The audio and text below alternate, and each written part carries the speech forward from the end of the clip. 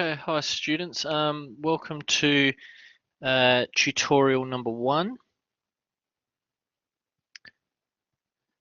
So tutorial 1, this is on product design specifications following lecture 1. So what I'll do is I'll give you a quick rundown of PDSs, and then following that we'll go through and do a little quick example. I did this example actually in the tutorial, so it's best to do this in class if you can, face to face, because it's a bit more interactive. However, I'll run through some of the stuff we covered in class on that. So a PDS, okay, this is really a statement of what a not yet designed product is intended to do. So it's really a statement, okay, of a product's intended use. However, it hasn't, oops, this pen isn't the greatest, is not yet designed. Okay, so what it does is it's really specifying the intentions of the product before it's actually come about. And it's really a document to show that you understand the problem. You've clearly understood what your client is telling you about the product as well. It's really, the aim is to ensure that the subsequent design and development of a product meets the user's needs. So it really ensures the design or the actual product meets users' needs.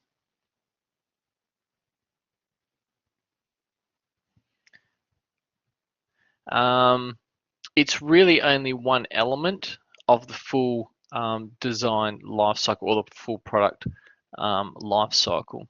Okay, so it's really just the start of the product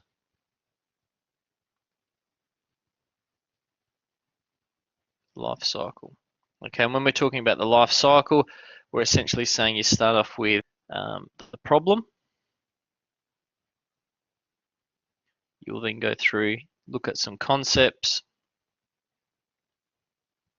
You'll then go through, decide on some concepts. You'll then do some detailed design. You might then do some manufacture. And then you might go through and then sell or commercialize the product. And so this here, your PDS, really sits only in this part up the top. Okay, it's really defining what the problem is so you understand it. Okay, it also provides the initial bounds.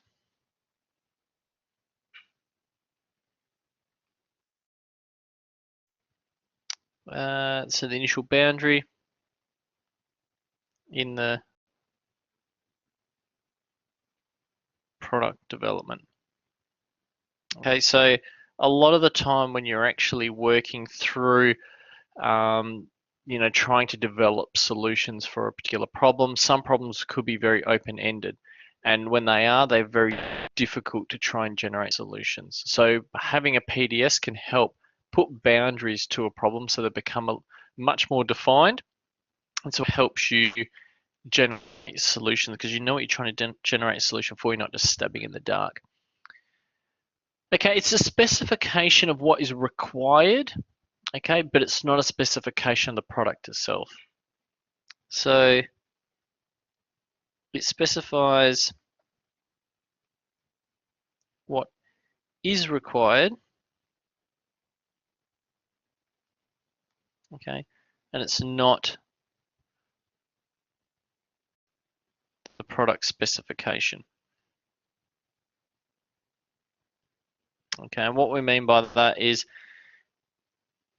it's saying what is intended for the product to actually do, what are some of the main requirements for it, but it's not giving specific details. For instance, if you're looking at, a car, for instance, a product specification will be saying its top speed is 250 kilometers an hour. That isn't what will be in the PDS. That's more of a product specification much later. Okay, so the PDS itself would say, you want a sports car, for instance, and then you can go from there. And then the PDS effectively constrains a range of alternatives considered during the design process. So PDS should list really our constraints and criteria of our problem. So it helps limit the range of alternatives or alternative designs. Okay, so it really helps our design process and helps with our conceptual design. Okay, so that's really what we're looking at. We worked through a PDS in the actual tutorial. Okay, and what we did is we looked at generating a PDS for a water pistol. Okay, and so one thing we do for this is obviously you can list your constraints for the particular problem. So a constraint for this particular problem is for it to be a successful product, it must do something. In this particular case, it must shoot water. Okay, it must do that. If you've got a water pistol that doesn't shoot water, it's not going to be very enjoyable. It's not going to be a very successful product. Okay, so the constraint here is it must shoot water. It must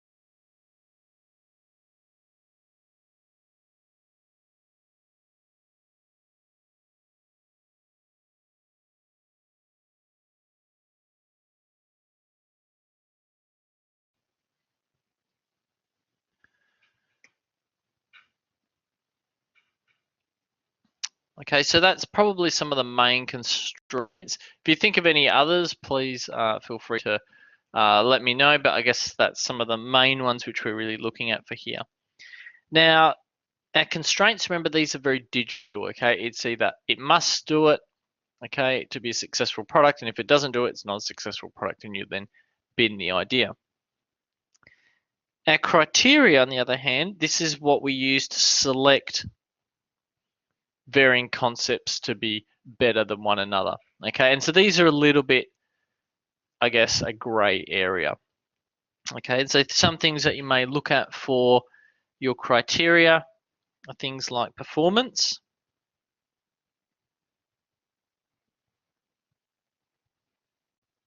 Okay, for this you could say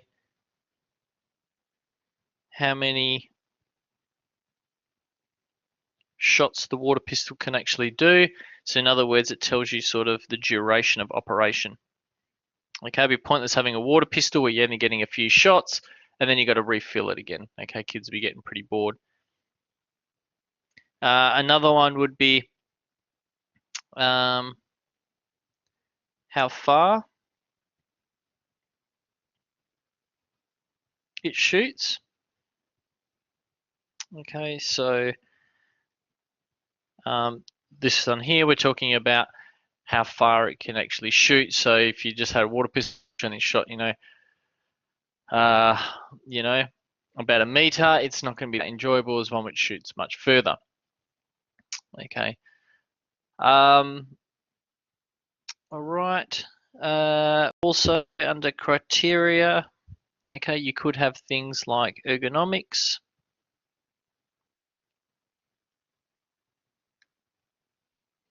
So this could be things like the weight. Obviously, you're dealing with children are being able to hold this. They'll probably play with it for a certain amount of time. So you could actually look up standards for how long, a child of a certain age group who'd be using the water pistol, how long they could actually hold something of the water pistol's weight. And you can then gauge from that how much it should weigh. So for instance, if you're dealing with someone who's 10 years old, you can find out how long a 10-year-old can hold, how much weight they can hold for, let's say, an hour. Okay, because you can estimate that the kid might be playing with it for an hour, and then you can then work out what weight it should be from that. Okay, so this is weight once filled.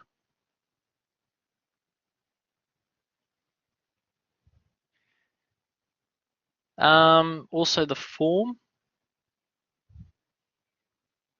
Okay, so the handle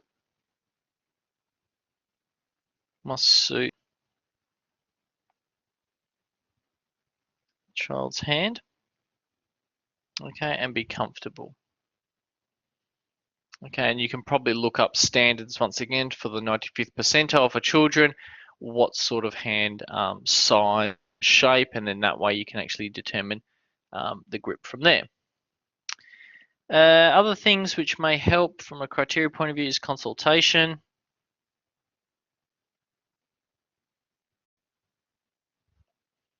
Okay, so this is looking at, market, research, checking competitors,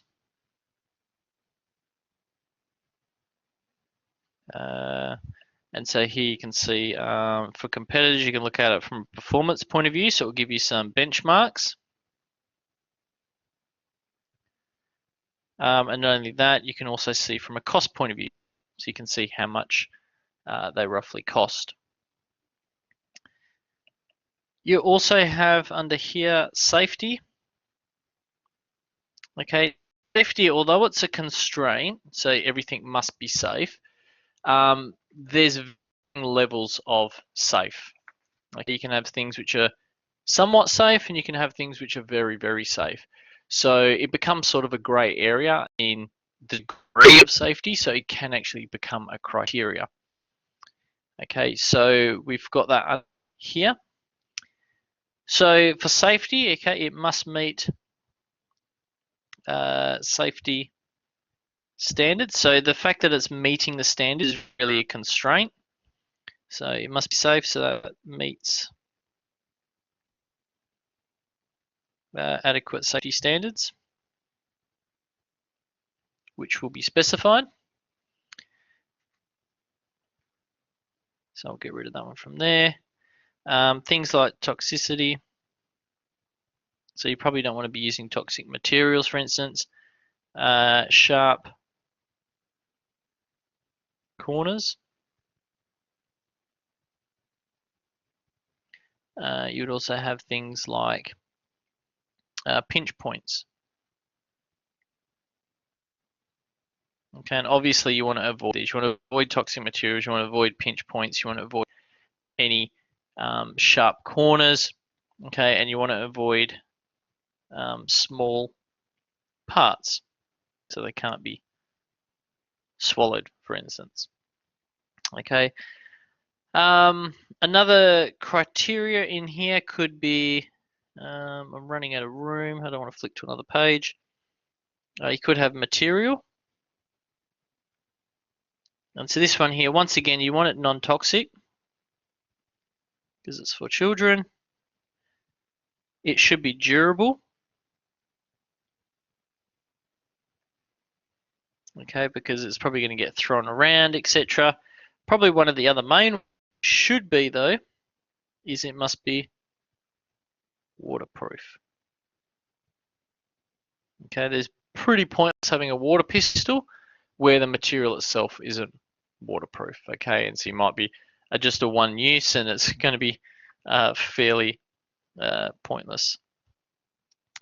Now, also this one here, out of the PDS, you might want to specify who the actual user is. Okay, which will give you some indication when you're doing consultation or even looking at ergonomics and stuff. It will help define it. And so here we can say the user is 5 to 12 years old. Okay, and so that will give you a bit of a indication. Now, that's sort of a rough guide, so just separating this. Okay, that's a rough guide of what a PDS document is like. Now, this is very brief, obviously, because it's sitting within a tutorial. It is very, very brief, and I've only got a single dot point here. However, when you're actually doing a proper PDS for your assignment or when you're out working, you really want to put not only these headings and the initial dot points, but you'll want some information in there as well. So for instance, here I've got duration. Okay, that's just great at the moment. What you want to know is what is the duration? Okay, and you can put thought into that. Are you expecting 30 minutes? Expecting 1 hour? You know, etc. All right. And so once you actually got this, you can start to specify, and it'll help you determine some, some critical parameters. How far it shoots. Okay, what's the actual distance in this? Okay, you're probably wondering, well, how do you work that out? Well, you could probably look at average size of maybe a back, for instance, and then see, kids are playing around and they're using maybe half a backyard. So having it shoot maybe, a third to half a backyard in distance is probably maybe reasonable. And so you can put a number to that. Okay, and that will give you an idea. But there's a trade-off between performance and safety, though, because if you want it to perform really well and shoot far, it's going to be dealing with higher pressures, probably more, the water stream coming out of the jet will be much faster with higher pressure, so it could actually be dangerous at point blank range. Okay, and so there's a trade-off there, and so you've got these two conflicting things. So part of safety, you probably put on here, low to moderate pressures.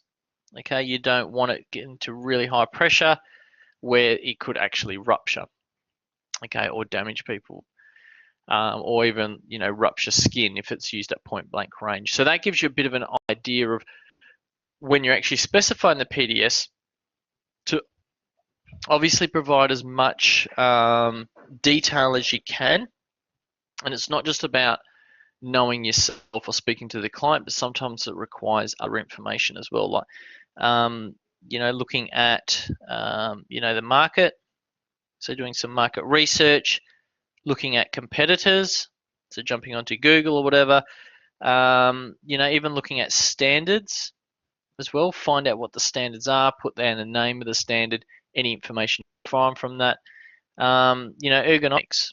I was talking about weight before. You should be able to find standards on how, a 5 to 12-year-old, how long they can hold a certain weight for.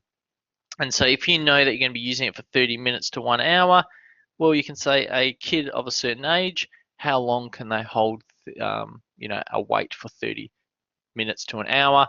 And then that weight will then dictate, well, your water pistol should be somewhat below that, so they can actually hold it for that time. And also you can look up standards for the child's hand size, so you can finalize the handle shape. So this is, like I said, quite brief, but then you would elaborate. So each one of these dot points would probably elaborate into a sentence or two for each one. Okay, but you can see as you start to work through this, you're starting to specify what are the main requirements that this needs to make. And then so when you actually start to generate solutions, you're like, awesome, I've got some bounds. Like, how big the handle should be. You roughly know the volume of water to get the right duration in shots. You know what mechanisms you might use to try and get the distance that you need to fire, what materials you might want to use so they're non-toxic, they're durable, they're waterproof, cheap to manufacture. Another thing here, you know, they're quite cheap to manufacture,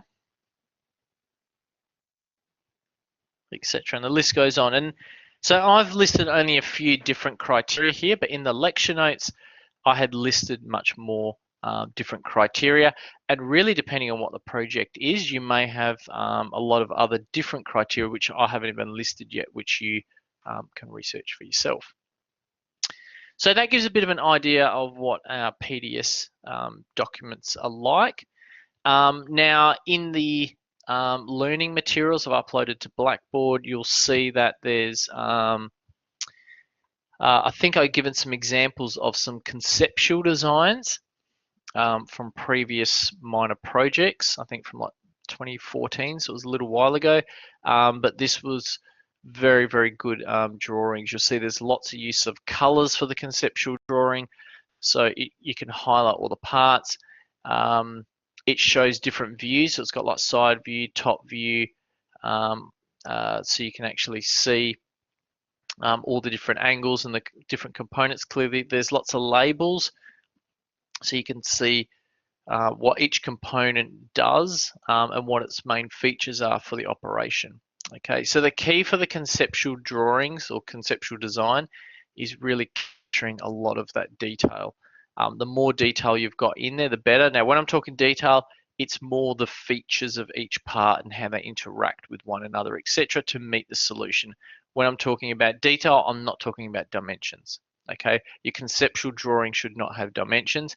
And you'll notice that the conceptual drawings which have been submitted for that assignment, they were hand drawn. Okay, and a lot of your conceptual drawings, or all of them, should actually be hand drawn. I don't specify use CAD, and I won't be marking conceptual drawings which are actually done on CAD, because you'll find that when you're trying to do conceptual drawings, CAD is very, very slow. Okay, and you can't capture a lot of the detail in there because it takes a long time to draw in CAD. While if you're sketching something, it's very, very fast. You can easily erase it, you can put other components in, etc. Now, I understand everyone's not, you know, at the same level when it comes to hand sketching. You might not have done much before.